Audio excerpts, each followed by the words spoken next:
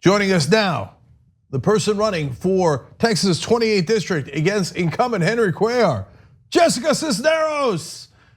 Jessica, how are you?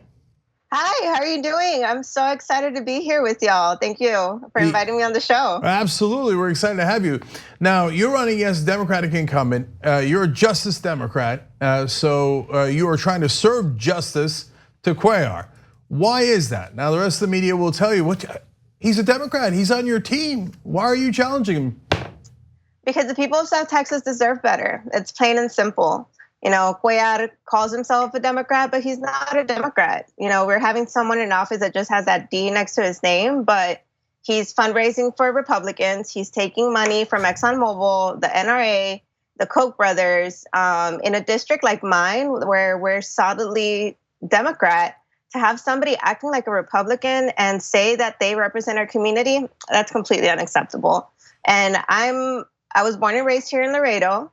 I'm a daughter of Mexican immigrants, and I come here. I'm from the Salsipuedes neighborhood, and I'm here to fight for la gente. I'm here to fight for the people of South Texas, and we're ready. So, Jessica, were you briefly an intern for Cuellar? Yes, I was. Damn. I was interning with him in 2014, spring semester 2014. And what did you learn while you were there about him? I learned that I could do the job and I can do a better one. Yes, yes. Justice is coming. I was 20 years old at the time, so obviously I couldn't run then. But I was quietly, observing, and I saw that he was very silent on many of the issues that are important for us here in South Texas. And I was there. I saw things that I didn't agree with, and I remember telling myself then that I need to prepare myself because one day I'm going to be an advocate for my community. And the opportunity came this cycle, and now I'm here and ready to go. So Jessica, I don't know that you could answer this question, but as I looked at Cuellar's record, it's so deeply conservative. A rating from the NRA, unbelievable.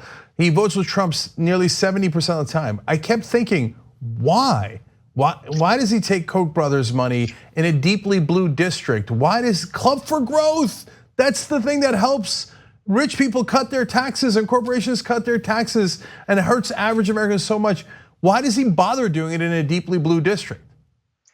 Because he's been taking the people of South Texas for granted. Nobody has been challenging him. He was elected in 2004, hasn't had a challenger since 2006.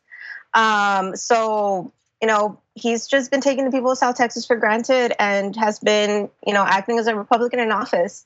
But now he has a challenger, and yes, it's completely outrageous, especially because he is also the son of Mexican immigrants. And here he is taking money from private prisons like the GEO group that is incarcerating people from the community and is separating families. Like, how can he stand by this? And how can he take money from them?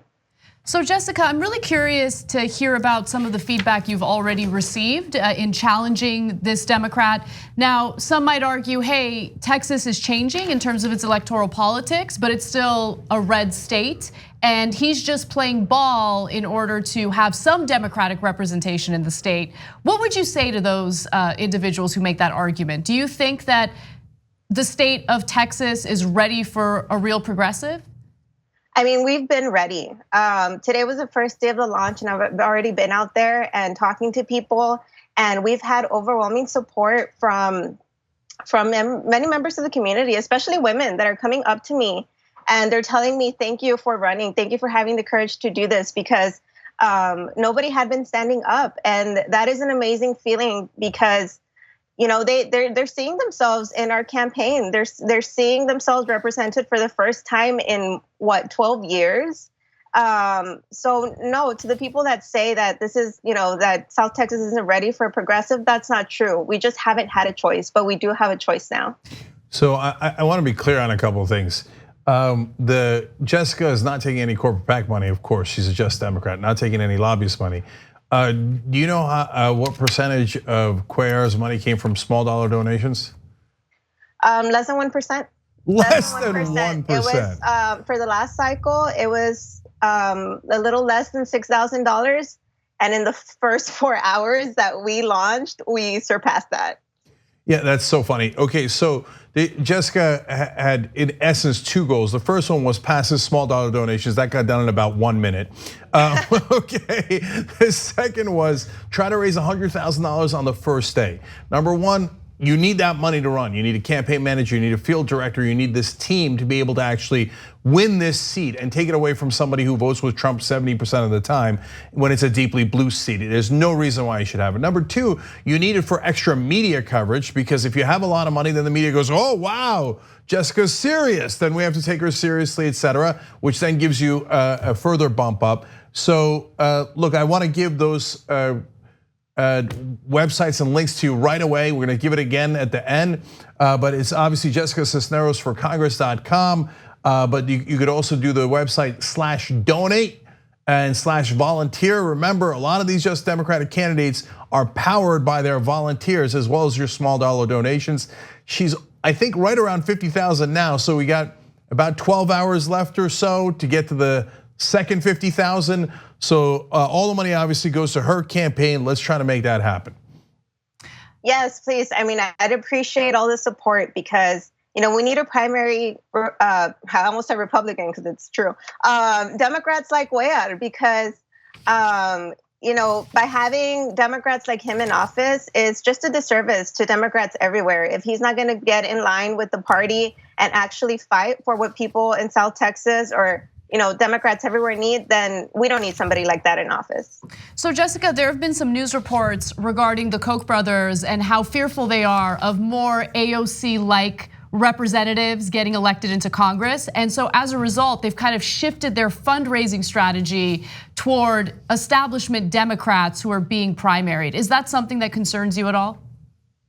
No, because I really do think that this race is for la gente, for la people, and that's gonna show up. That's gonna, people are gonna recognize that. So no, we're not afraid. I mean, we knew coming in what we were facing, and I mean, we're here, we're fighting it out.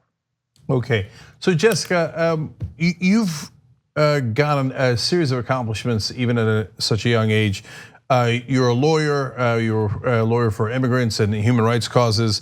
You won the Dean's Achievement Award, the Texas Law Fellowship Excellence in Public Interest Award. You were first in your class in high school, but why run? How did you get roped into running for Congress? I mean, it sincerely, it came from, well, first of all, that experience of working with the office of Henry Cuellar and seeing that he was silent on so many issues. But secondly, and more recently, it has been my work as a lawyer. It's heartbreaking to work so hard and present the best case possible for your clients, and then to have judges say, I want to help you, but I can't because the law just isn't there. And it was very infuriating, but it made me recommit to this because I felt like, well, if the law is the problem, then let's go to Congress and change it. And I know you went through the Just Democrat process. Can you tell us how they found you in the first place? Yes, so my high school teacher and mentor, John Bailly, he was the one that nominated me. John has been a very influential person in my life. From the moment I stepped in his classroom, he recognized my fiery passion for social change and giving back to my community. And he really, he nurtured it. I told him I wanted to be a lawyer, and he sat me down and, started going through LSAT practice questions and stuff because I was going to go to law school after college. And throughout college, throughout law school, he's always been a great mentor. And just like him, there are so many other educators in South Texas that do the same thing for their students.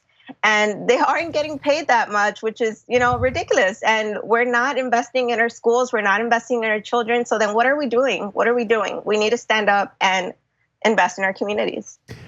So like Alexandria Ocasio-Cortez and Ayanna Pressley, you're taking on a Democratic incumbent. And obviously they were vastly underestimated to the great regret of the incumbents who ran against them. And here you are again. Now Cuellar again is not only Trump's favorite Democrat, and he's been given that title, but he was also given the title of Big Oil's favorite Democrat. And so you couldn't find a more corporate Democrat to run against, and you couldn't find a more compelling story than having your teacher nominate you through justdemocrats.com/nominate, and now you're on your path. So Jessica, last question for you. Nonetheless, he's gonna way outraise you, right? So they've also blocked your ability to use any other Democratic organization, consultant or otherwise. And you wouldn't want Democratic consultants giving you advice on policy, then you'd lose. But there are other services that are offered, and that has now been cut off because of the DCCC's decision to back corporate Democrats and incumbents exclusively, no matter how conservative they are.